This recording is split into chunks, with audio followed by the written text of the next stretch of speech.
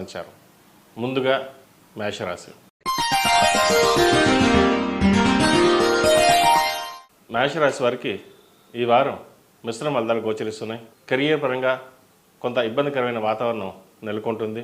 సహోద్యోగులతో బంధువులతో విభేదాలు వచ్చే అవకాశం గోచరిస్తుంది. ఖర్చులు అధికంగా ఉంటాయి.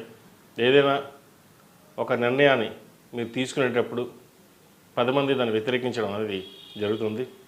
మీరు చెప్పిన మాట ఎవరికి రుచించదు. మీరు అందరూ బాగుండాలి అని ఒక పదాన్ని చెప్తారు, అది అందరికీ నచ్చదు.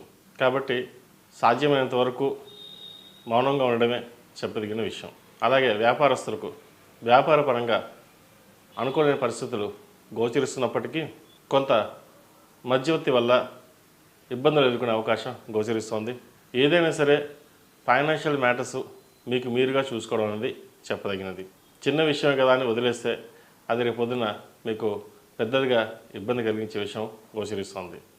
నూతన వ్యాపారాలు ప్రారంభించడానికి కొంత అనుకూలమైన సమయం చూసుకుని వెళ్ళడం అనేది చెప్పదగినది. ప్రస్తుత పరిస్థితుల్లో ఉన్న వ్యాపారాన్ని ముందుకు తీసుకెళ్ళడానికి ప్రయత్నం చేయండి. మీకున్న ఓర్పు సహనం వల్ల మంచి ఫలితాలే సాధించగలుగుతారు. దూర ప్రాంత ప్రయాణాలు చేయవలసిన పరిస్థితి గోచరిస్తోంది. ఏదైనా అత్యవసరమైతే ప్రయాణాలు చేయండి. సెల్ఫ్ డ్రైవింగ్ విషయంలో కొన్ని జాగ్రత్తలు తీసుకోవాలి. ఆరోగ్య విషయంలో కూడా కొన్ని జాగ్రత్తలు తీసుకోవడం చెప్పదగినది. జీవిత భాగస్వామితో సంతానంతో చిన్న చిన్న ఇబ్బందులు ఏర్పడే అవకాశం గోచరిస్తోంది. ఏదైనా సరే సమన్వయంతో ముందుకు వెళ్ళండి, మంచి ఫలితాలు అందుకోగలుగుతారు. ఈ రాశిలో జన్మించిన స్త్రీలకు వృత్తిపరంగా వ్యాపారపరంగా అంత అనుకూలంగా లేదని చెప్పవచ్చు.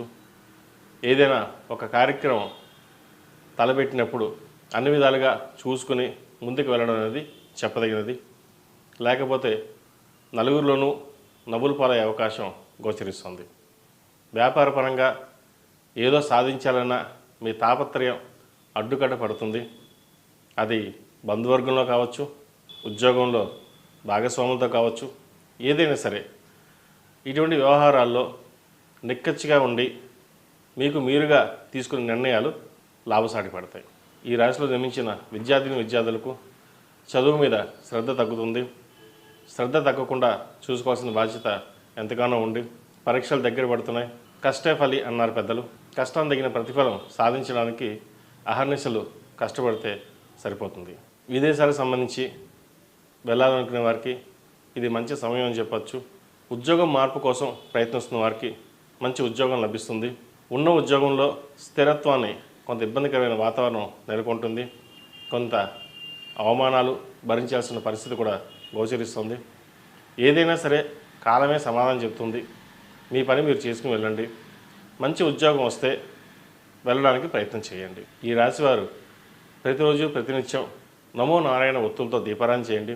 శుక్రవారం నాడు వెంకటేశ్వర స్వామిని దర్శించుకుని తులసిమాలను సమర్పించండి. మంచి ఫలితాలు సంప్రాప్తిస్తాయి. శనివారం నాడు మంగళవారం నాడు సాయంత్రం పూట నిమ్మకాయ డొప్పలతోటి నువ్వులను పోసి దీపారాధన చేయండి. ఏదైనా అవని పనులు పెండింగ్లో ఉన్న పనులు ఏవైతే ఉంటాయో అవి నెరవేరుతాయి. మొత్తం మీద ఈ రాశి వారికి ప్రథమార్థం కంటే ద్వితీయార్థంలో కొంత సానుకూల పరిస్థితులు గోచరిస్తున్నాయి. ఈ రాశిలో జన్మించిన వారికి కలిసి వచ్చే సంఖ్య 5, కలిసి వచ్చే దిక్కు పడమర, కలిసి వచ్చే రంగు నావీ బ్లూ. తదుపరి వృషభ రాశి.